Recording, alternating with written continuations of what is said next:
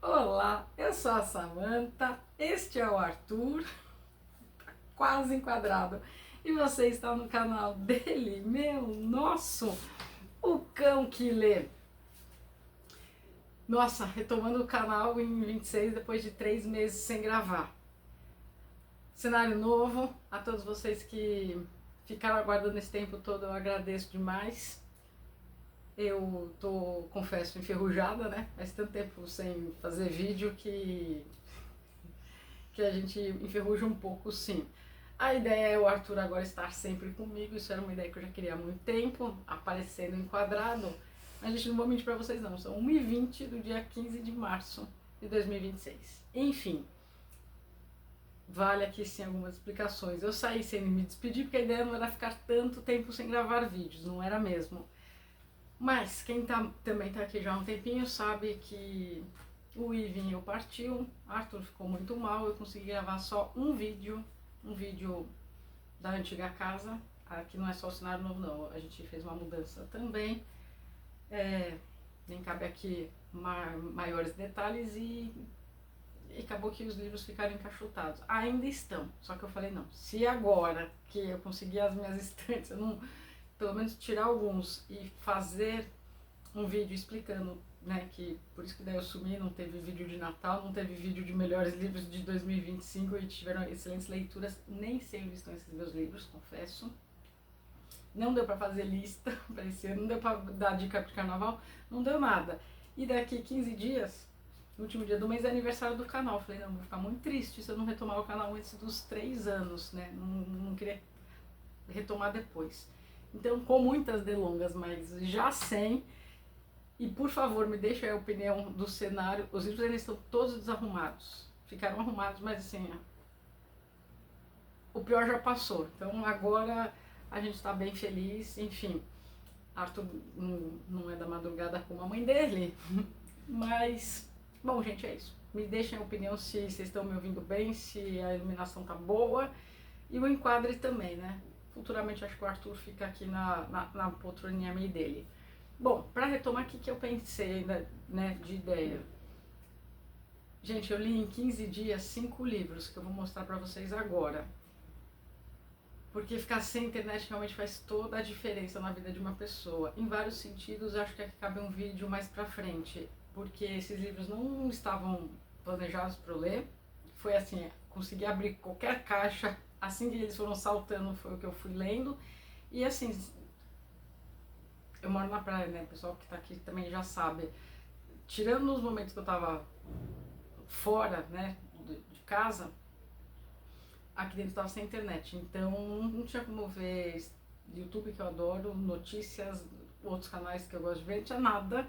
Então eu li, e não li pouco não, tá? Foram 5 livros e meio, e eu não vou achar o meio, porque eu não sei onde que ele está. Mas eu achei os outros 5. E que ano que começando. Isso eu vou mostrar pra vocês. Vou mostrar os meus presentes de aniversário, que foram os que foram livros. Eu amei todo tipo de presente, mas com o meu canal literário cabe mostrar. Então, vou mostrar 5 livros pra vocês, 10 livros pra vocês. E aí eu quero opinião não só do cenário, não só, né, sejam todos bem-vindos, os novos também, quem tá vendo o vídeo pela primeira vez. Eu espero também aqueles que eu já conheço todos, e agora eu nem vou me arvorar a citar nomes que eu certamente esquecerei alguns de vocês, e não quero isso.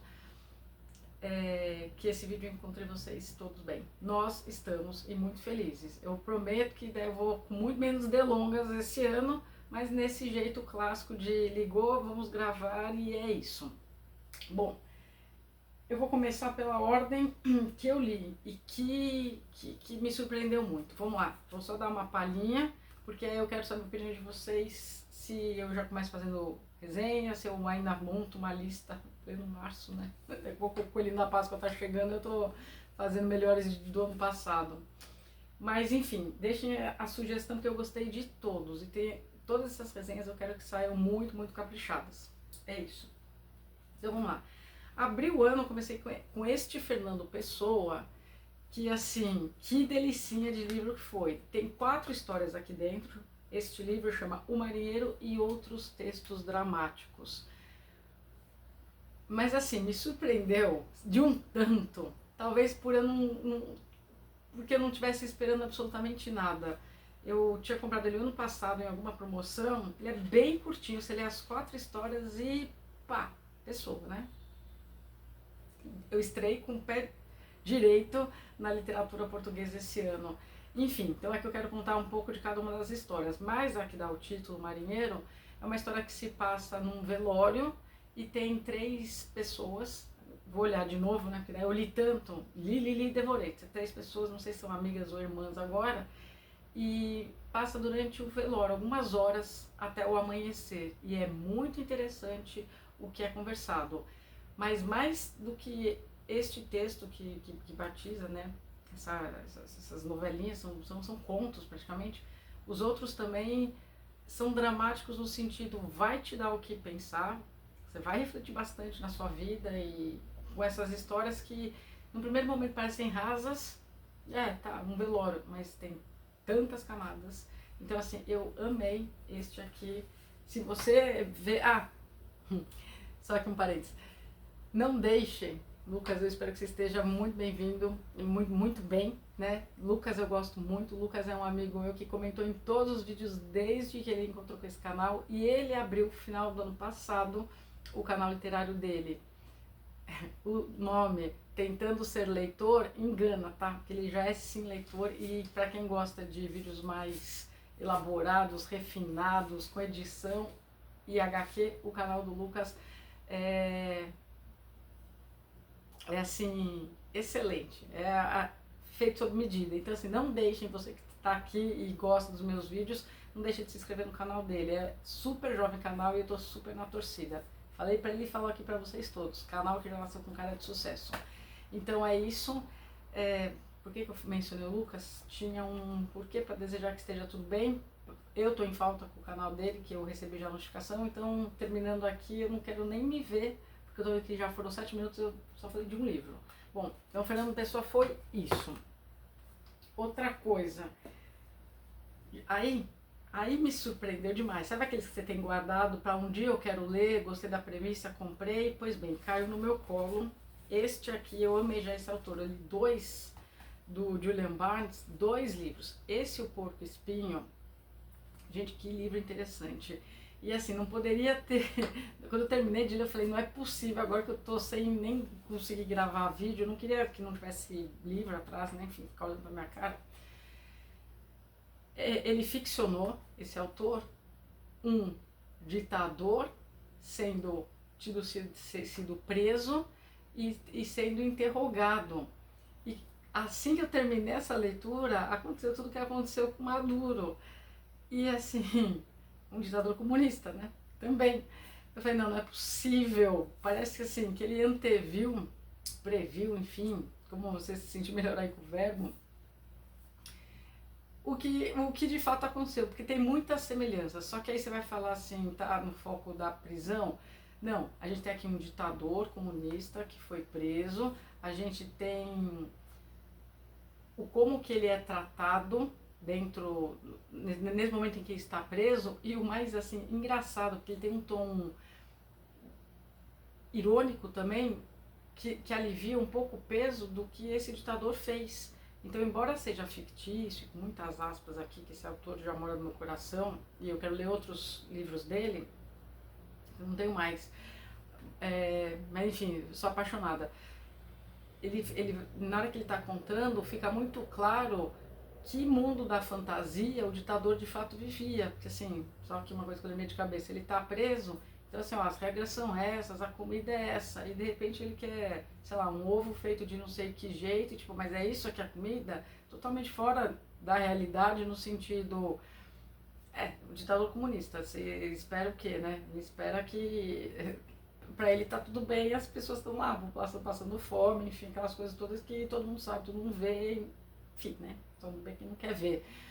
E aí você vai vendo também como que, não é que vai alternando o poder, como também com o jeitinho irônico, o jeitinho de, mas ele, né, era o dono do país, enfim, como que os policiais também têm essa tratativa com ele. e depois você vai acompanhando o julgamento, e aí você não sabe se hora você chora de rir, você chora de, meu Deus, ele pensa isso mesmo, e a incredulidade de quem tá lendo. Eu gostei muito, tá? O Porco Espinho, esse título é interessante, tem um porquê também, mas ele não chama para essa realidade aqui, então assim, me ganhou muito.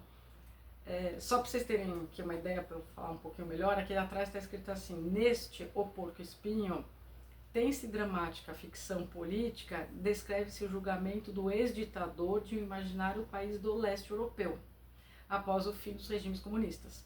A narrativa põe em xeque tanto os julgamentos sumários de ditadores, como a certeza de que seus opositores democratas sejam imunes aos métodos que condenam. Em seu isolamento, o líder deposto Stoyopetkanov, um personagem, né, aqui do livro, luta tenazmente contra tudo e contra todos e reafirma durante todo o julgamento suas inquebrantáveis convicções políticas. Eu o condeno. Para por aqui, acaba por aqui, e essa história. Para quem está aqui no meu canal e gosta muito das minhas análises políticas, gosta muito desses temas de livros de não ficção que eu trago, embora este seja ficcionado, cabe em tudo, até porque ele se inspirou, não dá para falar que não. Mas eu vou trazer bastante título como este, e este é um título que, se você já viu, se esse livro tiver em promoção, tava falando do Lucas por causa da semana da Amazon, nem vi, nem tô podendo ver, e não tô nem sabendo que livro está em promoção, mas geralmente esses da Editora Príncipe estão sempre um preço bacana. Então, se você vir, só que me auto-interrompendo, se você vir o do Fernando Pessoa e tiver um preço bom, compre que você vai gostar. Por isso que eu mencionei ele, inclusive. Esse aqui, se tiver também à venda, e você gosta de política, nossa, leia. E se você não gosta, leia também, porque você nem vai achar que é um livro de política, né? E você vai acompanhar o ditador sendo preso. Bom, pois bem, é assim que eu terminei ele, e aí como estava guardado junto, gente, que livraço, que livraço. Aí eu gostei mais desse. Mas eu falo, mas a premissa daquela é boa? É. Mas essa aqui, pelo que se trata, eu fiquei assim, gente, as pessoas precisam saber de livros como esse.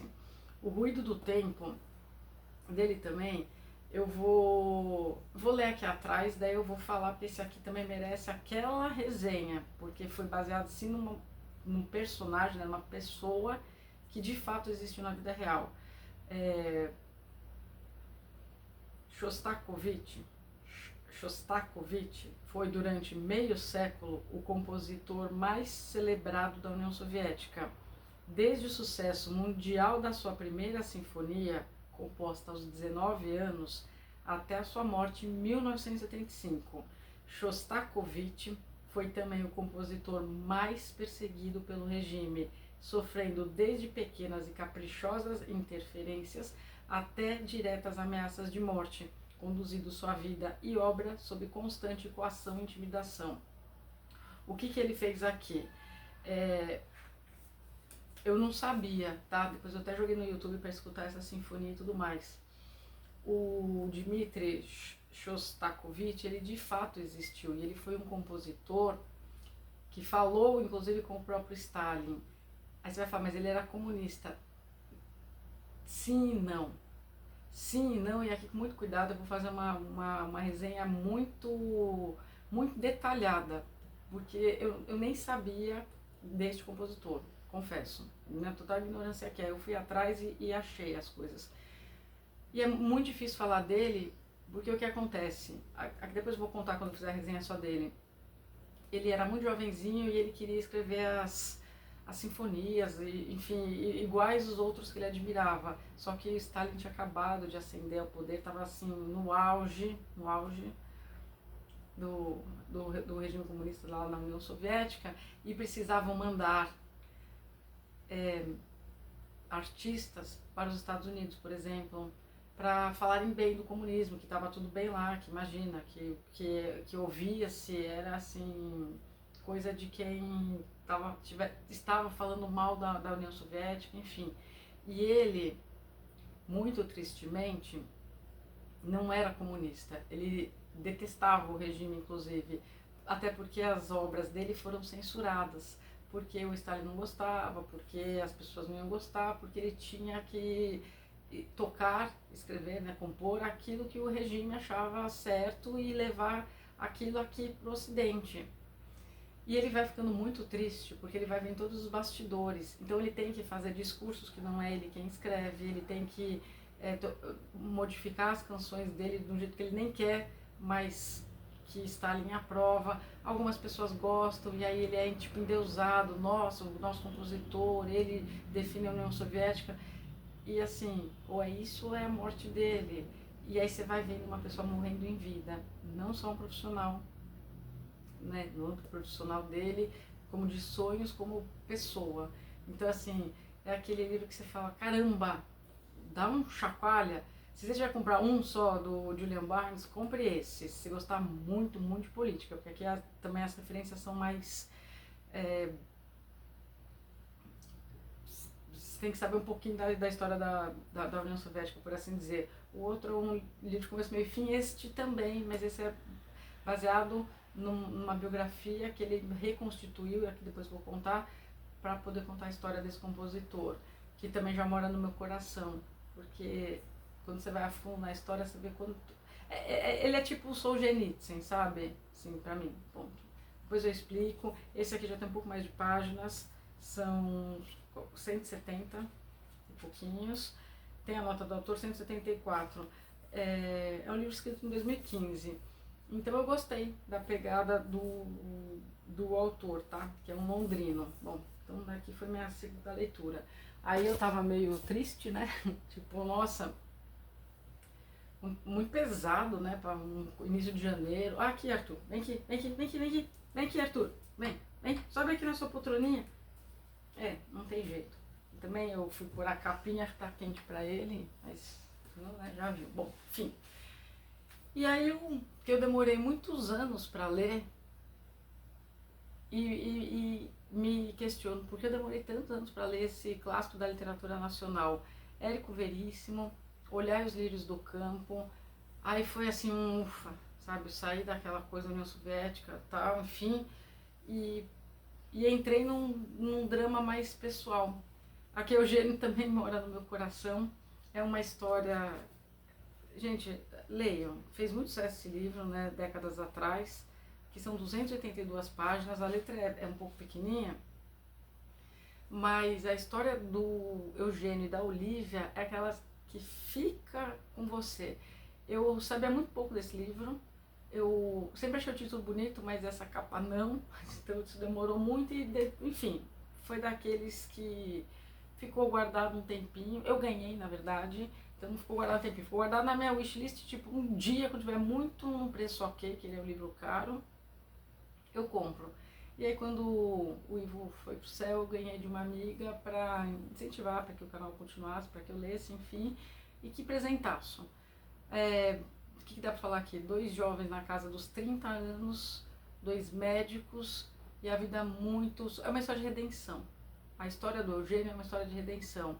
De alguém que passou muita necessidade, de alguém que passou muita dificuldade e que aí teve que, vamos colocar assim, escolher entre o amor e a outra pessoa com mais condição.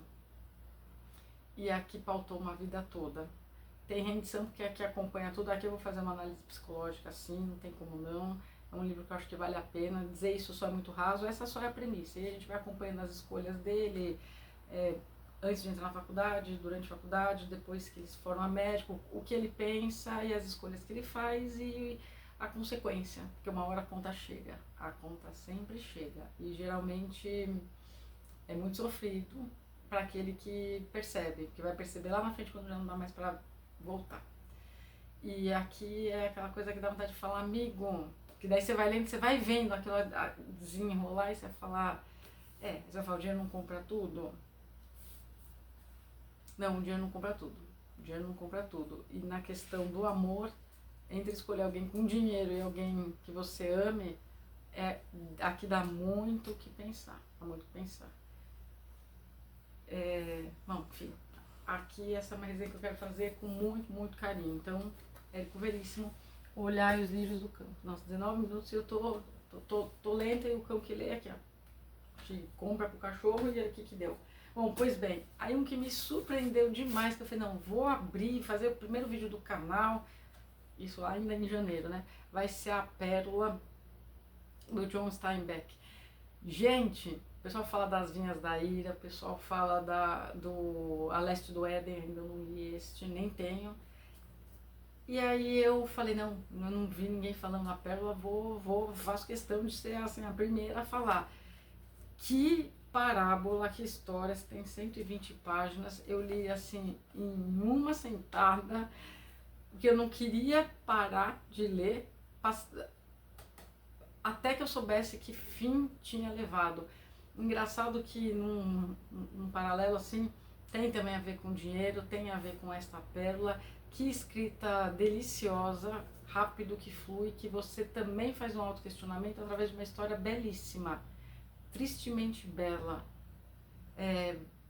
Meio que foi na linha, né? Textos dramáticos do Pessoa, e depois dois do comunismo, e aqui dois que faz, sim, você repensar valor, preço, isso tem que entrar na conta, as decisões, que você, assim, não é até onde que o dinheiro pode levar, não é isso, mas é como que eu vou me portar, talvez seja o melhor modo de falar, diante de quando eu tenho, quando eu não tenho, e mais ainda quando eu venho a ter depois de uma fase de escassez. Aqui fica muito essa lição.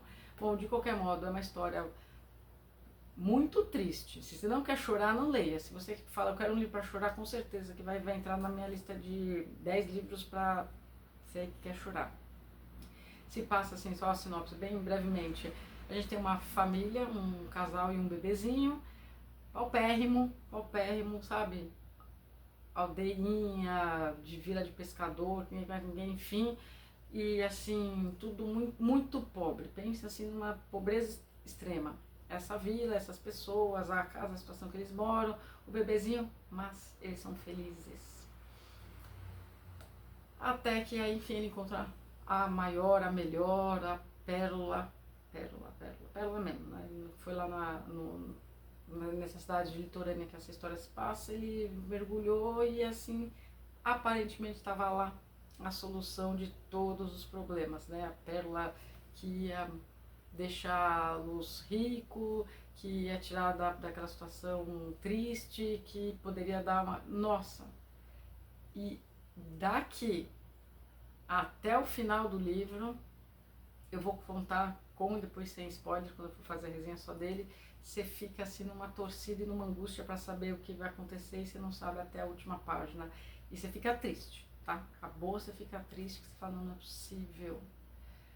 Não vou falar mais nada, mas se você olhar e falar, o título, a pérola, não se engana por título não. Eu já me enganei com Olhar os Lírios do Campo, ó, demorei 40, acabei de fazer 46, mas demorei 45 anos para ler e deveria ter lido aos meus 30, com certeza. E esse aqui foi recém-lançado, né? Nem sei se tinha, enfim, outra edição. Esse aqui enfim, foi lançado acho que em 2025 mesmo. E eu li no comecinho, tudo em 15 dias eu li esses livros todos. Realmente foi muito frutífero o ter ficado sem internet. Só que não deu pra fazer os vídeos. Então, me diga aí qual que você queira que eu resenhe. Primeiro que isso aí tá tudo pronto, eu só não posso perder nem as marcações que eu fiz dobrando e nem deixar de otimizar mais o tempo e falar, mas todos, principalmente esses últimos dois, merecem muita análise psicanalítica. Tem essa proposta para esse ano para o canal também, e os outros vou pegar a questão política também, então vou trazer contexto histórico, social, eu gosto bastante dessas coisas. Pois bem, vamos ao aniversário. Alguns estão abertos, outros chegaram pelo correio depois, aí eu não abri, porque maresia, né, enfim, então optei por deixar um saquinho. Esse aqui, minha querida amiga, a doutora Diva, era um livro que eu queria há muito tempo, ela me comprou, é de um psiquiatra, chama A Mente Esquerdista, não sei se eu estou gostando dessa iluminação, A Mente Esquerdista, já queria ter lido há muito tempo, aí eu estou aqui recebendo a dedicatória dela também, e aí ela me comprou As Causas Psicológicas da Loucura Política. É um livro que eu quero ler sob essa perspectiva, essa visão da psiquiatria para eu poder fazer as minhas conjecturas com a parte psicanalítica, enfim. E aí desde o ano passado também eu parei, né? Mas eu estou escrevendo um livro também enfim, deixa eu terminar, né? Para não falar agora, mas estou escrevendo um livro muito interessante, analisando muito a questão comunista e o viés ideológico e a esquerda de um modo geral. Enfim, eu estou gostando muito, mas como é um livro denso, né, e com bibliografia também isso me tomou bastante tempo, aí com o Ivo, enfim, né, vou sempre bater nessa tecla. Ivo ainda estou longe de superar o luto dele, enfim, não quero nem falar sobre isso.